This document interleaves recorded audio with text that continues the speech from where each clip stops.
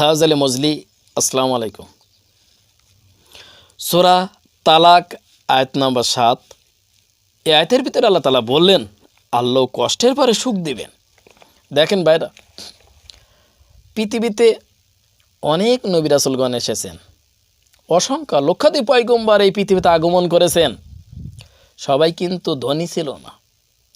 অনেক নবীরা দুঃখ কষ্ট শিকারের পতিত হয়েছেন।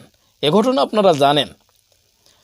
এই যে লাস্ট পয়গম্বর আল্লাহ রসুল, উনি যদি আল্লাহ তাআলার কাছে বলছেন যে উহুদ পাহাড়কে আল্লাহ তুমি সোনায় বানাইয়ে দাও, স্বর্ণে পরিণত করে দাও, আল্লাহ তাআলা কিন্তু ওই উহুদ পাহাড়কে স্বর্ণে পরিণত করে দিত। তারপর কিন্তু আল্লাহ রসুল চেয়েছেন। তাইফবাসীর আল্লাহ রসুলকে আঘাত করেছিল। আবু জেহেল আল্লাহ রসুলের মাথার উপর উঠে নাড়ি বুড়ি চাপিয়ে দিত যখন নামাজ পড়তো। এছাড়া বিভিন্ন কায়দা আল্লাহ রসুলকে তারা কষ্ট দিয়েছে। তো উনি তো আল্লাহ তাআলার প্রিয় ব্যক্তি, আল্লাহ তাআলার মাহবুব বান্দা, আল্লাহ তাআলার হাবিব, আল্লাহ তাআলার দোস্ত, আল্লাহ তাআলার বন্ধু। তারপর কেন এত কষ্ট স্বীকার করলেন? একসময় আল্লাহ রসুল কিন্তু মক্কা মদিনা জয়ী করে ফেললেন।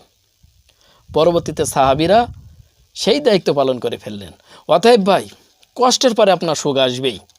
যদি আপনি কষ্ট না করেন তাহলে সুখই তো আপনি পাবেন না। অতএব রাত জেগে আপনি আমল করুন, ইবাদত করুন, পরকালে আপনি বেঁচতে পাবেন, আল্লাহ তাআলার নৈকট্য অর্জন করতে পারবেন।